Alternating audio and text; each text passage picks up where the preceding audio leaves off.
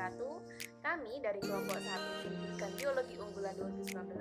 Sebelumnya, perkenalkan, saya Nisa Ramasari dan bersama teman saya yaitu Alvina Damayanti, yang kedua Firdan Nindi Anini, dan yang ketiga adalah Dela Ayu Aniska. Kami akan mempraktikkan bagaimana cara mengisolasi DNA tumbuhan atau daun banyak. Sebelumnya, kalian harus tahu apa sih isolasi DNA, dan DNA itu adalah DNA menjadi salah satu kajian materi dalam biologi molekuler. DNA mengandung materi genetik yang mengkode semua informasi yang dibutuhkan untuk proses metabolisme dalam setiap organisme. Suatu molekul DNA tersusun atas base nitrogen, gula, dan fosfat. Isolasi DNA merupakan langkah yang tepat untuk mempelajari DNA. Kemudian, DNA dapat diisolasi baik dari sel tanaman, hewan, manusia, maupun bakteri. Salah satu rangkaian teknik rekayasa genetika adalah isolasi DNA yang melibatkan suatu proses memindahkan DNA dari suatu organisme ke organisme lain dengan tujuan tertentu. Melalui isolasi DNA, kita dapat memperoleh DNA yang murni, yaitu tanpa protein maupun RNA dari suatu sel dalam jaringan. Melalui isolasi DNA, mengubah paradigma yang ada selama ini di mana bahan alat seperti buffer, kemudian sentrifugasi, PCR, elektroforesis sulit diperoleh dan mahal harganya.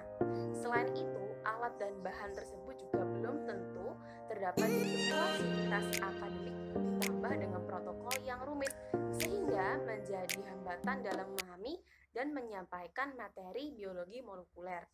Melalui isolasi DNA bayam ini, maka dapat dilakukan secara sederhana dengan menggunakan alat, bahan di sekitar, dan serta protokol yang tidak rumit.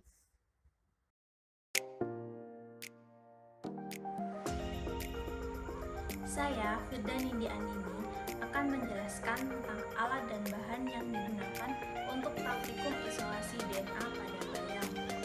Bahan utama yang kita gunakan adalah bayam. Berikutnya ada deterjen, sabun cuci piring, dan garam. Bahan-bahan ini dapat melarutkan lemak dalam membran sel sehingga larutan bisa lisis. Selain itu, bahan ini juga dapat menghilangkan protein dan karbohidrat. Berikutnya ada aquades yang digunakan untuk mengencerkan larutan. Lalu, ada alkohol yang berguna untuk mengikat DNA yang telah terkumpul karena pemekatan garam. Kemudian, ada plastik ziplock yang digunakan untuk menghaluskan bayam. Tujuan dari menghaluskan bayam adalah untuk mengambil sari-sari dan memudah pengikatan materi. Kemudian, ada kasa yang digunakan sebagai pengganti kertas saring. Lalu ada pipet tetes yang digunakan untuk meneteskan alkohol. Lalu ada gelas yang digunakan sebagai pengganti gelas beker.